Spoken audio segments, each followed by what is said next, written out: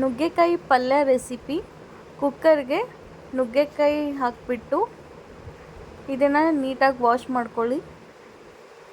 ನಂತರ ಅದಕ್ಕೆ 2 ಕಪ್ಪಷ್ಟು ನೀರನ್ನ ಹಾಕಿಬಿಟ್ಟು 2-3 ವಿಷಲ್ ಕುಕ್ ಮಾಡಿದ್ರೆ ನುಗ್ಗೆಕಾಯಿ ಚೆನ್ನಾಗಿ ಬೇಯುತ್ತೆ.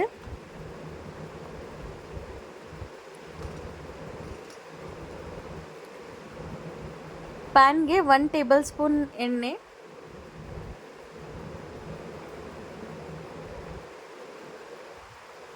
ಶುಂಠಿ ಬೆಳ್ಳುಳ್ಳಿ, ಈರುಳ್ಳಿ ಇದೆಲ್ಲನೂ ಹಾಕಿಬಿಟ್ಟು ಫ್ರೈ ಮಾಡ್ಕೊತಾ ಇದ್ದೀನಿ. ನೆಕ್ಸ್ಟ್ ಇದಕ್ಕೆ ಟೊಮ್ಯಾಟೋನ ಆ್ಯಡ್ ಮಾಡ್ಕೊತಾ ಇದ್ದೀನಿ. ಸೊ ಇದೆಲ್ಲನೂ ಎಣ್ಣೆಯಲ್ಲಿ ಸ್ವಲ್ಪ ಫ್ರೈ ಆದಮೇಲೆ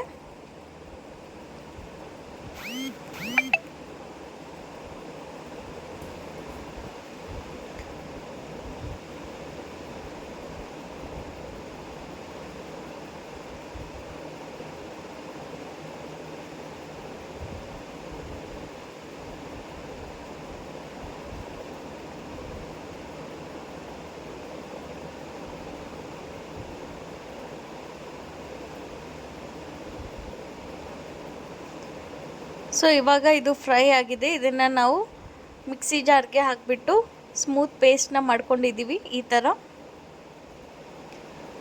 ಅದೇ ಪ್ಯಾನ್ಗೆ ಮತ್ತೆ 1 ಟೇಬಲ್ ಸ್ಪೂನ್ ಎಣ್ಣೆಯನ್ನು ಹಾಕಿಬಿಟ್ಟು ಸಾಸಿವೆ, ಜೀರಿಗೆ, ಸ್ವಲ್ಪ ಕರಿಬೇವು, ಈರುಳ್ಳಿ ಇದೆಲ್ಲನೂ ಹಾಕಿಬಿಟ್ಟು ಸ್ವಲ್ಪ ಫ್ರೈ ಮಾಡಿಕೊಂಡು ರುಬ್ಕೊಂಡಿರೋ ಅಂಥದ್ದು ಪೇಸ್ಟನ್ನ ನಾನು ಆ್ಯಡ್ ಮಾಡ್ತಾ ಇದ್ದೀನಿ.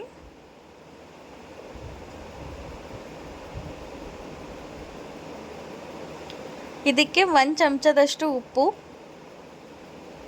1 ಚಮಚದಷ್ಟು ಖಾರದ ಪುಡಿ, 1/4 ಚಮಚದಷ್ಟು ಅರಿಶಿನ